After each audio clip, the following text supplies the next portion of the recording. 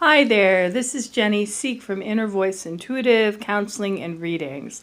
And I just wanted to pop in and talk about a phenomena that happens intuitively with folks and happens with me, and kind of how to be alerted to it and aware that it's going on and to benefit from it. And that is that often when we're going through our lives, we get impressions and feelings and intuitions and resonances and shifts in our body and lifts in our spirit. And all of those things, all of those aspects of self are divine guidance. They're all here to help us listen more adeptly and with more refinement to what is right for us and what is wrong for us on our journey. A lot of people spend a lot of time talking about intuition and what is for you. Not very many people talk about the intuitive no. On my journey, the intuitive no was incredibly important. I had to clear the space of things that weren't right and weren't a good fit and were a big intuitive no, big feeling of no, before I could find what indeed was right for me. A lot of that is because I wasn't taught boundaries in my household when I was young. Perhaps you can relate. So another thing that happens in these times as we're going through our lives is, as adults, we get super duper busy. We get a lot on our plate, a lot that we have to handle, a lot that we have to deal with, whether that is a lot of information, whether that is a lot of ways of processing things that are going on, whether it's just a lot that we have to attend to in our physical lives. Whatever it is, it makes us compartmentalize. It makes us put things in categories of good and bad, black and white, chosen and forsaken, right and wrong.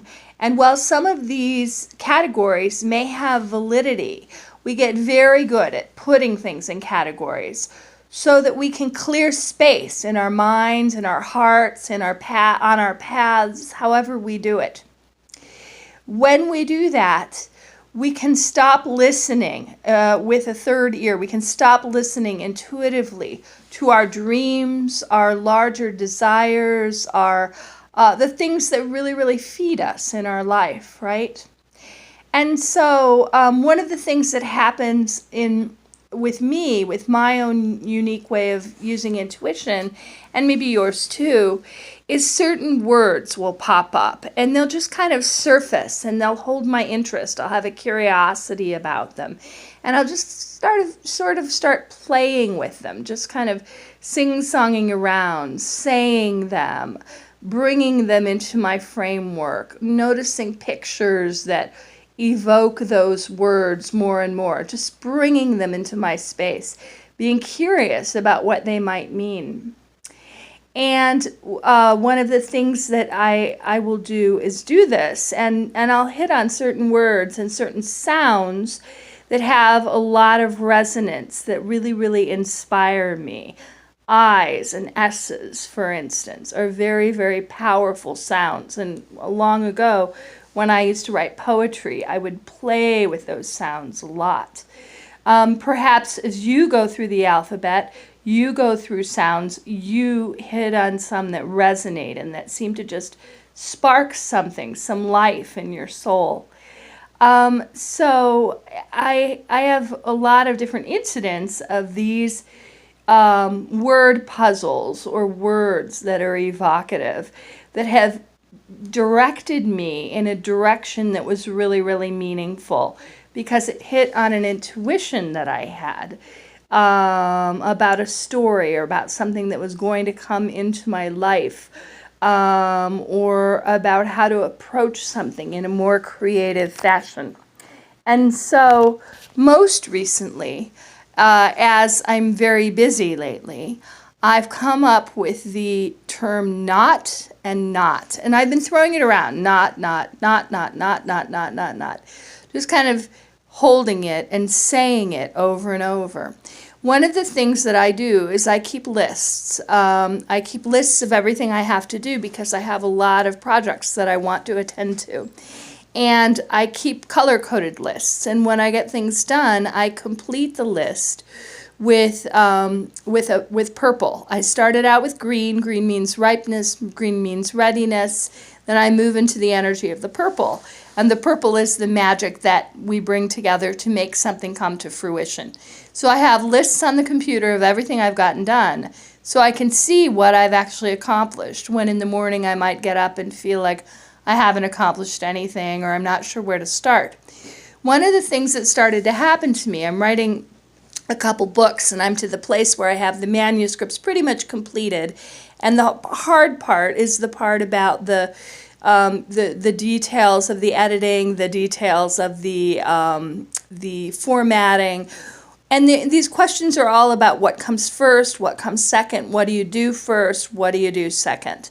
So these things can really stymie people, especially if they're super duper busy or feel overwhelmed. And they can just make you kind of live your life in the everyday and not dig deeper into your larger dreams and ambitions, whatever they are, because that stuff takes time and energy and attention. And when we're busy compartmentalizing and just getting done with what we have to get done at the end of the day, we don't have the leftover energy to attend. So when we compartmentalize, we start just saying no to a lot of things. We start just shutting down. We start going to the TV and watching shows and doing things that are really filler around the work that we have to do. And I would suggest that a lot of times this makes us a lot less happy because it isn't stuff that really, really feeds our soul. It is stuff that that we do when we feel like we don't have a lot of energy, or our energy isn't coalesced, it isn't collected. And so I noticed while I was doing these lists that one of the things that I was doing was I had a whirlpool on the paper. Let me explain. I had 4 or 5 things I had to do that were in separate different categories. And so it felt like very, very like a whirlpool, like something was going like this, and it was very like there were tributaries that were leading into this space, right? That felt very, very movement oriented and felt kind of overwhelming. And I put it all down on the paper that way. I wrote it all on the list in this order, and then I picked it apart. I figured out which one of those tasks was stopping me from doing the next thing. I picked it apart. Like if it was a necklace, right? If it was a necklace with a knot that you wanted to wear, sometimes you get knots and knots and knots, and you have to take a little pin, and you have to pull those knots out. But you have to figure out which are the outside knots and which are the inside knots. Once you figure that out and you start pulling it apart, you get a nice long strand again with no knots, right? But if you go toward the center, when you need to go to the outside, you don't get that. Just like a whirlpool that starts on the surface and goes deeper and feels very like it pulls you in, like you don't have any control of your own. So let me get back to this knots and knots. So when we're conflicted, when we have lots of energy and lots of stuff that we have to do, and we compartmentalize, right? We put things in black and white, good and bad, right and wrong, chosen and forsaken, whatever those categories are, and we give credibility to a certain way of thinking about something. We don't allow for other things to be in the space. And so this brings me to the knot and the knot. There are 2 different kinds of knots. There's a knot, an N-O-T, not for me, not right for me, not right on my journey, not my tribe, not my people, not my monkeys, not my job, right? Not, N-O-T. I don't want to do this. I don't want to go there, right?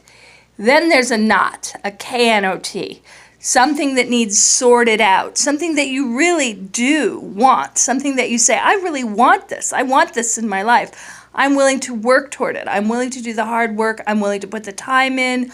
I'm willing to sort this out, the pieces that feel complicated, because I have an end goal and I want to do this in my life. I have a desire to bring this into being in my world. But if it's very complicated, it can feel like an NOT. It can feel like a not for me. And as we get older and we get busier, things start to just feel like they're not for me. They're too hard to keep in the air. They're too hard to keep momentum built around.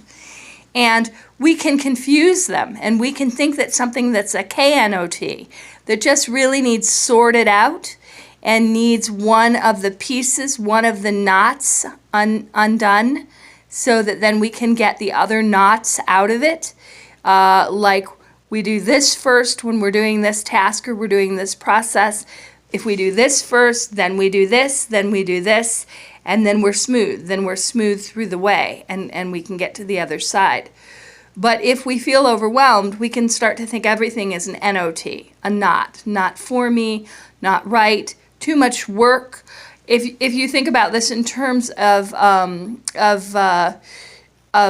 limiting beliefs, which is what we end up using in hypnotherapy, when we want to work with clients who have limiting beliefs, when we get to the bottom and they're like, no, I can't do that, no, that won't work, no, that can't work, no, I can't go there, and we have all these other excuses, all these other reasons why we can't do it, and we start giving more energy to the can't do it than the can do it, we know we have a knot, a KNOT, and that if we really want what's on the other side of it, we're going to have to pull the pieces out bit by bit. We're going to have to look at those things, and we're going to have to move through it. Now, something like hypnotherapy can really help with something like that. It can really help us to reweave the energy of the unconscious, the dream time, the imaginative, the visionary capacities with the limitations that we've put on them. And when we reweave those things back together, we have the energy to move through into those spaces that are more difficult, where before we might have shut down. So I'm very, very intrigued with this idea of the knot and the knot, and which kind of knot you have. And I encourage you, when you feel like a resistance, right? And in psychotherapy, people often get resistance, or when we go into places that are uncomfortable in ourselves, instead of feeling those feelings or going into those spaces that take a lot of our energy, it's easier to just shut down. But the dream, the work, the fruit of whatever the labor is, lives on the other side of that space. So we have to lean into the space of the resistance. We have to get out of our head. We live in a culture that thinks that we can do everything with our head, thinks we can solve problems, thinks we can do puzzles, thinks we can paint, thinks we can do everything in a day, right? And we push stuff into our head, and we literally get overwhelmed there. And where we could much easier be in our heart, feeling the way through, or in our gut, knowing what's right, we're putting things in our head. We're overthinking. I just did a reading for a lady today who was such a beautiful being, so full of intuitive knowing, and was stuffing everything up in her head because she had been taught to do that. Our head cannot solve everything for us. When we get these little puzzles, right, these little nod and all of these little words, those are little signs and symbols. So I encourage you, when you get a knot, a thing that feels like you can't move forward, a knot, like a very complex problem, to move out of your head. Just imagine moving the energy out of your head and down below your neck to your heart, to your gut, right?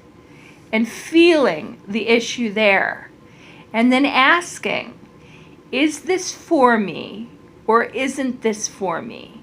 Is this an intuitive no? Or is this an intuitive yes? If this is an intuitive no, a not, you can set it aside, and you'll start to feel like you have more energy circulating in you. You'll feel more liberated because you don't have so much on your plate. If it's something that you really, really want that you've decided you can't have, right? Because you have limitations, you have internalized limitations, then you may want to go see a hypnotherapist. You may want to work on connecting with the energy of the imagination again so that you can spur yourself into the place of your larger dreams. But you also may want to notice if it's a knot, if it's an issue or a challenge that has many, many steps that need sorted out, and one knot needs pulled apart before the next knot needs pulled apart. So I hope that that's helpful to you, and I hope in your own life you think about the words that come back to you, that ring in your ears, that feel inspiring and meaningful and lyrical, and just let them play in your consciousness. Let them play. And not in your head. Don't try to think about what they mean. Let them just be around you, those energies, those imaginal energies. Because that is where your true gifts lie, is in moving beyond your head, which I'm sure works well for you, but moving into your heart and moving into your imagination. And that is where manifestation happens, is in those places. So I hope this helps you. If I can help you with any of my intuitive services, I would love to work with you on any of the dreams, goals, desires, anything that you're working on manifesting. I truly believe that when we figure out what is most meaningful to us and we move through the places that are difficult with love and with support and with honor and beauty and vision, we can get to the other side. Have a beautiful evening. Bye now.